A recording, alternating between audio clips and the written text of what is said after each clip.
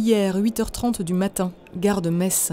Les 72 musiciens de l'Orchestre national de Lorraine embarquent à bord du TGV, direction l'Opéra Royal de Versailles. Un voyage au terme duquel ils accompagneront la divine soprano Nathalie Dessay et son époux, le baryton Laurent Naouri, tous deux invités par Jacques Mercier.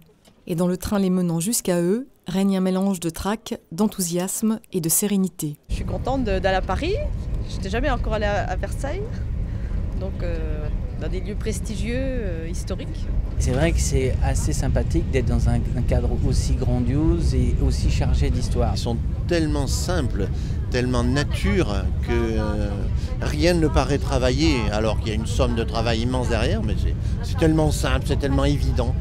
Nathalie Dessay, elle transpire une aura artistique absolument extraordinaire. Une aura qui, il y a 20 ans de cela, n'est pas passée inaperçue aux yeux du chef d'orchestre Jacques Mercier, sous la direction duquel la cantatrice a enregistré son premier disque et premier opéra. Elle était toute jeune, elle avait une vingtaine d'années, elle était déjà extraordinaire. Je me souviens, c'était à l'Opéra Comique avec mon précédent orchestre, l'Orchestre national d'Île-de-France.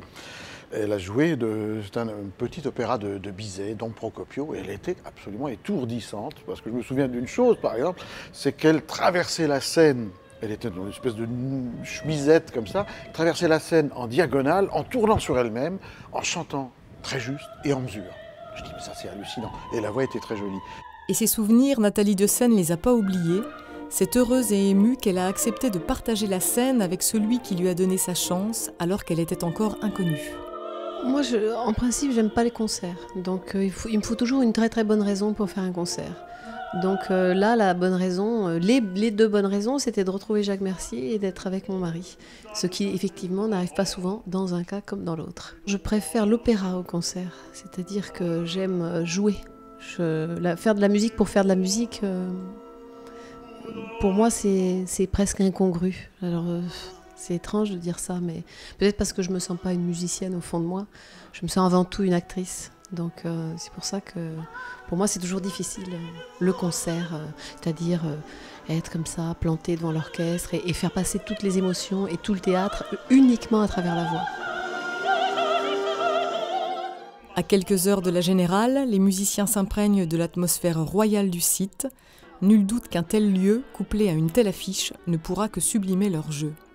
Ça nous permet de respirer un autre air, de jouer dans d'autres salles, de découvrir de nouvelles acoustiques. Et puis, la chance d'être à Versailles, c'est de pouvoir voir le château. Forcément, on se surpasse parce que rien qu'à l'écouter, comme tous les grands solistes internationaux, on écoute plus, on accompagne mieux, on se surpasse. C'est plus fort que nous, je pense. À 17h, les spectateurs ont succombé aux airs de Berlioz, Verdi, mais également à ceux du compositeur messin Ambroise Thomas, un concert unique pour lequel Shirley et Dino avaient fait le déplacement.